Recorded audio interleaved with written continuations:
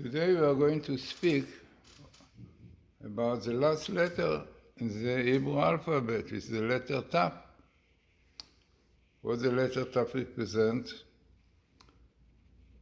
Interesting is that many explanations about the shape of the Tav, lots of Kabbalistic explanation, but the simple one which they show the Tav is on the left side like a leg which is on the way to go out. Yeah? So Tav represents like a situation when something is already on the way out.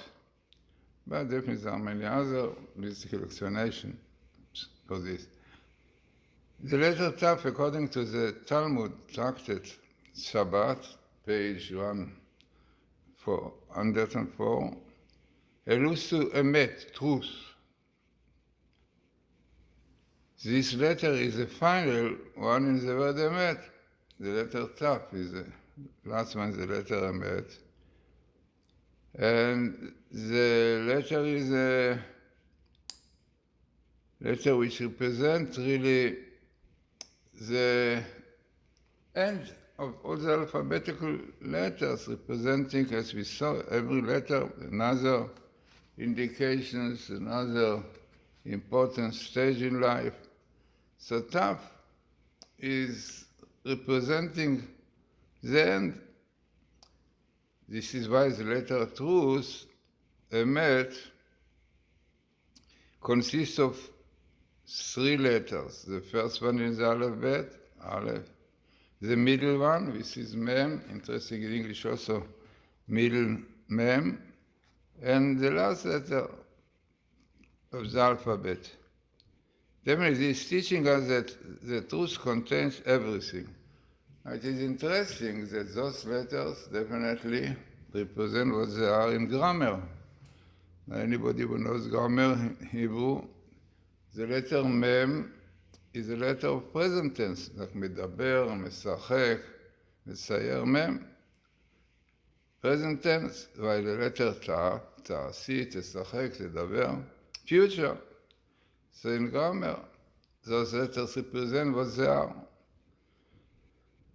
So, it's important is that those letters, beginning, middle, and end, which covers everything, also important teaching, definitely, that to understand properly things, you must know of all it from the beginning to the end. Otherwise, we will not have the full picture, definitely. So this is truth. Then it is stressing that the writing of this word fully, like every letter we saw, it can be written, really is written fully, like Aleph, Lamed, Pet, Tav, and so on, which you don't have in English. So the letter Tav, simple writing of it is Tav Yud Vav. Tav, you cannot Tav Vav, but Tav Yud Vav also.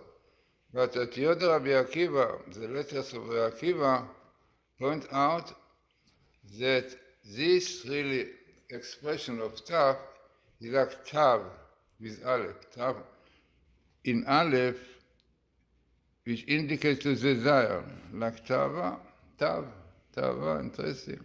The letter Tav represents desire. Okay, we see just now what it means. So, the letter Tav alludes to the desire and appetite of flesh and blood, as we saw earlier. We spoke about it a lot, that this is really the idea of Tava, yeah, desire, aspiration. Now we have definitely positive and negative, and desire to learn, to study. Definitely is a very positive thing. And this, in fact, is the idea of the letter Tav, representing the end of learning, of studying. This is really a result of somebody very, very strong desire to learn, but in a negative way, it is tava, desire for physical things, which definitely brings something to the end of man. So, on this basis that we saw up to now, one might suggest the following meaning for the letters of the word emes. So as we said, those letters has also meaning. So the letter Aleph represents the initial wisdom of the learning process. For this Alfacha Ulpan, you know what is Ulpan? If you want to learn Hebrew, Ulpan, yeah, is learning, studying. So the letter Aleph represents studying. The letter Mem alludes to the 4 elements on the spiritual level.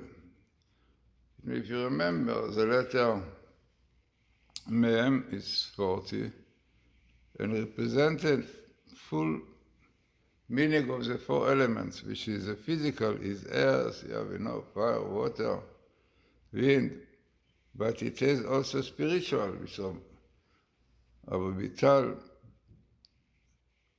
explains that there are spiritually ideas behind these elements, like fire is like desire, and water lasts, while earth represents laziness, wind, speech. So those 4 elements which had to do. Fire mainly is pride, it's definitely going up always. So there are the 4 elements on the spiritual level, yeah. So the Taf, which represents desire, can be there for the truth to be realized in practical fashion. All 3 of them, of these factors really, that we spoke about, wisdom, wisdom, spiritualized matter. Then we speak about spiritualized matters, and desire must be properly utilized. If this is done, then the potential for truth contains Taf. Right? This is the most important. So in fact, if you take the letters before, this is Shin, if you remember that the letter Shin also refers Shinun, learning, understanding mainly. Lot of idea between the Shin.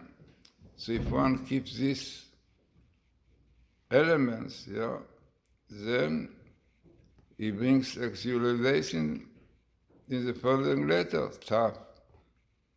So it is interesting that really Taf has a numerical value of 400. Now 400 represent also full square, or it means 4 times 100, now 4 times the 4 sides, 4 dimension. Okay, we don't have 4 dimension, but there's the 4. And that represent like the completion of the 4 elements. Physically, spiritually, this was the Matityahu of the letter Tav 400. As we said, represents the completion of the 4 elements, spiritually and physically. It is interesting that in the negative way, 400 represents the opposite, as is mentioned about Esau when he came to attack Jacob. He had 400 people with him, interesting 400. So also representing completion. Then, if you look more into really the Taf and Kabbalistic insight, so you see that the works of Kabbalah indicates the desire on an elevated and pure spiritual level is very necessary for the study of Torah. The feeling of supernal pleasure derived from Torah study is connected with the aspect of desire. It is very interesting, really, that for studying, learning, you need love to learn, desire to learn. Without desire, it's like eating with no appetite, so things are not digested properly. So very important, the desire is very essential for learning Torah, for Talmud. It should be really noted that the numerical value of the letter Taf, as we said, 400. This is 100 times the value of the letter Dalet, so they say it's 4, which represents the 4 elements on their physical level. It is 10 times the numerical value of the letter Mem, 40, which represents also the 4 elements on their spiritual level. The work of Kabbalah speaks of the 400 words of yearning, kisufim, when the letters of the word Ta'ava are pronounced in a stronger manner, the result is Da'ava.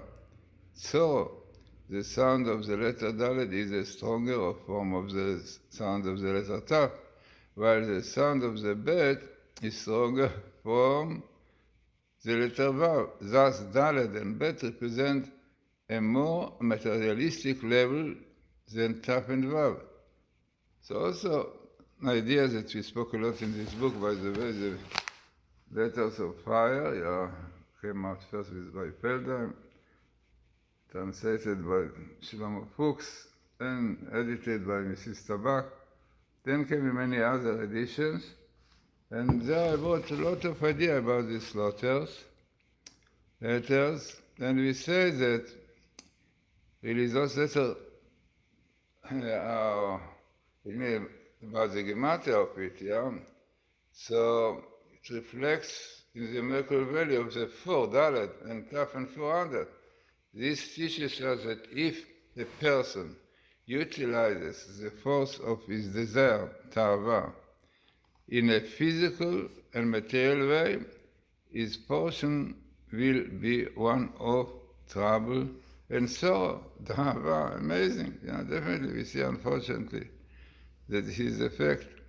If we exchange the Bet and Ta'ava for Gimel, which is read before, which is the next letter of the alphabet, then you have the word Da'aga, worry. As the Mishnah says, one who multiplies possessions multiplies worry, Da'aga. After the sorry, Da'ava, caused by excessive materialism, comes worry, Da'aga. Amazing, this is important. One should look in my book because it's so important to know this, that the order of letters also has important teaching, letter after letter. If Da'ava, so is very close to Da'aga, to worry, so you understand that definitely, unfortunately, being very much involved in materialistic, and as it is known, our Rebbe said that if a man have 100, he wants 200, so man is never satisfied. So he calls him lot of worries and so on. And so definitely one should try to be more spiritual, with the letter Vav and Taf. So, as I said, very, very interesting to look into those things. The strengthened pronunciation of letters points to the dangers of appetite and desire in another way. So we can give another interesting example also. The same idea that strengthening pronunciation showed different spirituality and physical. The letter Aleph, when pronounced more strongly, becomes Ayin. Interesting, the Yemenite or the Sfardim are very particular to say Ayin, and not Aleph, Ayin. And the Ayin is really stronger pronunciation than the Aleph. And as we have already seen, the letter Vav, when pronounced more strongly, becomes Bet. So if you take the letter Ta'ava, desire, last, so it becomes Toeva, abomination. When desire becomes coercent and exaggerated, it leads to abomination. amazing. So you can see so much psychology behind Hebrew letters, yeah. Then the letter Taf expresses the element of desire, as we said, which is properly involved in truth. Letter Taf, same letter Taf. When the pronunciation of this letter is further strengthened, symbolizing a disproportionate emphasis on desire. Interesting, the letter Taf really is very close in pronunciation to the letter Tet, but the Tet is much stronger. As a result, the word Emet, so if you take the letter Emet, Ayin Esat Tet, the letter Aleph Mem Tet, which are, if you read it reverse, is Tameh, spiritually impure. It is very interesting that in the word Tameh, the letter Tet also have to do with teeth, with mortar, contra Rabbi Akiva, takes on its negative aspect of gross materialism. It comes first in the word, overpowering the spiritual principles symbolized by the letter Mem and Aleph. When the Tet is in front, it means that it's controlling the spiritual Mem and Aleph. A similar phenomenon is seen in the word Chet, sin, transgression, where the letter Chet and Tet, they are also close, Chet and Tet, symbolizes sin and materialism respectively, predominate over man's divine element expressed by the letter Aleph. So definitely a lot to learn about this. And as I said in my book, I spoke a lot about this idea. Yeah, this is Letters of Fire, a book which came out by Feldman, but now came in many other editions. So this is what is in the book, and the Letters of Fire by Matityahu Glazerson explores the wondrous world of hidden meanings in the letters and words of the Holy Tongue. This realm of mystical splendor, where even the very form of each letter has profound significance, is revealed here in a language and style that enables every reader to discover the astonishing insights of Kabbalah and the teaching of the sages. As I said, interesting, this book came first by Feldman, which really took a very good editor. This is the Tabak, after he passed away. It was translated, but by a very known translated for us also, Shlomo Fuchs Oshri. And as I said, was really the book which I think very important to learn about the Hebrew letters with which the world was created. It is interesting that we spoke about the Taf, so we mentioned an idea to do with Shabbos, because Shabbos also is finished with Taf. It's written Shabbos is a day of truth. Shabbat, but the interesting explanation for the build-up of the letters of Shabbat is Shav Taf. Returning to the Taf. The Taf represents the word to come, but the word is not mentioned, but this is the explanation. Because three dimensions is the physical. The fourth dimension is the word to come. So Taf, the letter Taf, represents the word to come. And Shabbos, or better, Me'ein Olam Haba, Shabbos is like the word to come, Taf. So the letter Shabbat is like Shav, returning to the Olam Haba. The Neshama, the soul, came from this word. So Shav, Taf, returning to the Taf. So, as I said, very important book. I can get it in my site, Glazerson books.com or glazerson.com also.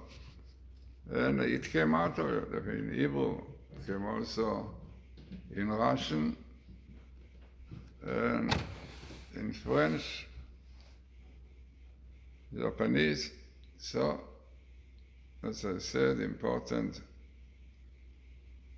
subject, the letters of fire. This is how the letter started, with fire.